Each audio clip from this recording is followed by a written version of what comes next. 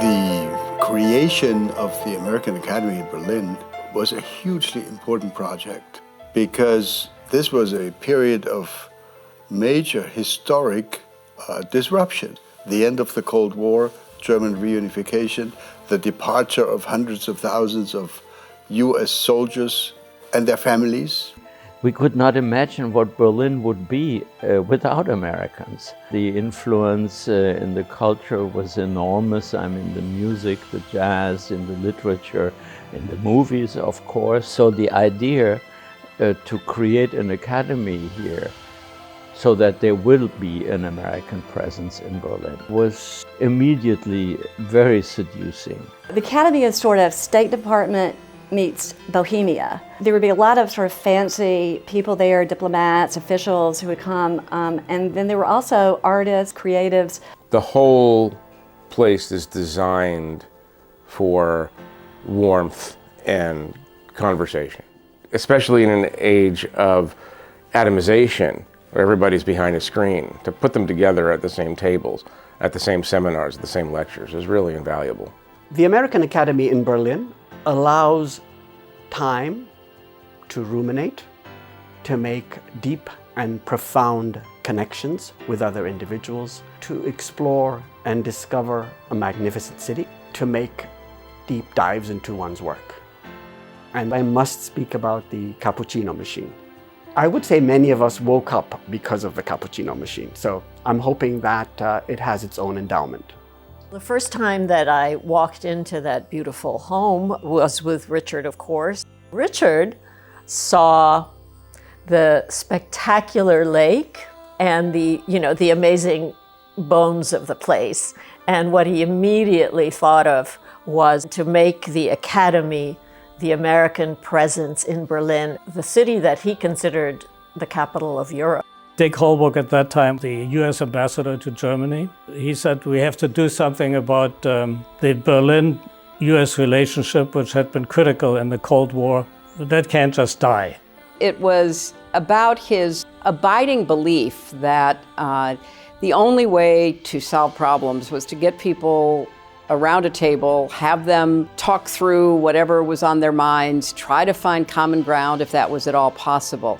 And I think he saw the American Academy as an extension of his love of that conversation. Of course, none of this would have been possible without the Kellens. The chemistry between Richard and the Kellens was really a key part of this remarkable launch of the Academy.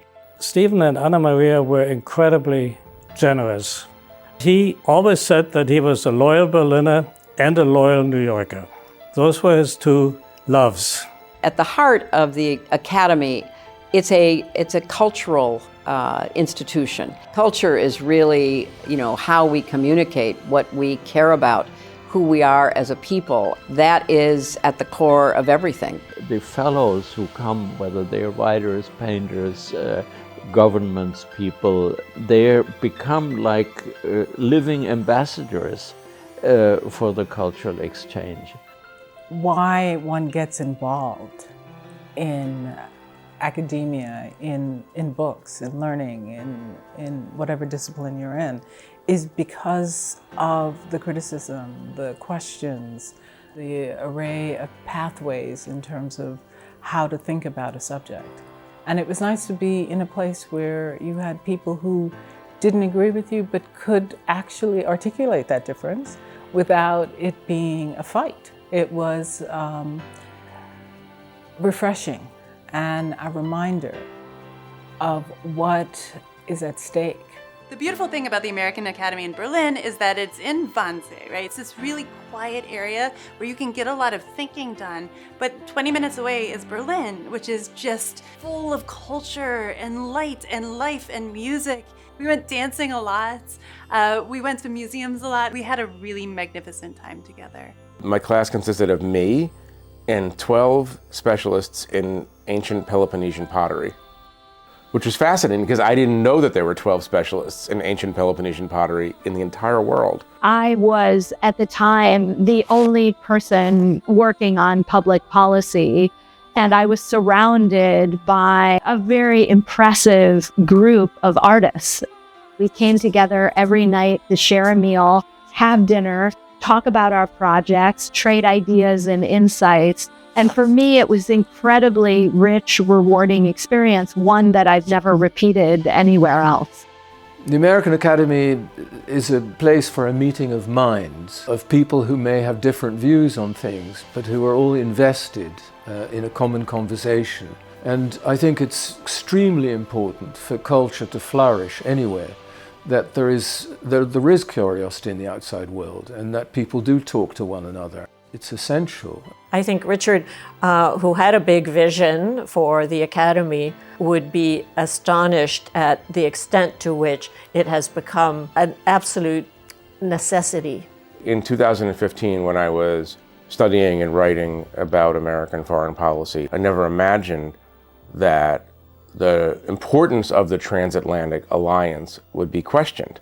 So the work of the Academy is hugely important if you believe in that alliance and if you believe that the great democracies of the world should be working together in opposition to autocracy and authoritarianism. The U.S. relationship with Germany is absolutely essential to the relationship between the United States and Europe. And it's critical that both American and German leaders, but maybe more importantly, the American and German people understand how significant this relationship is.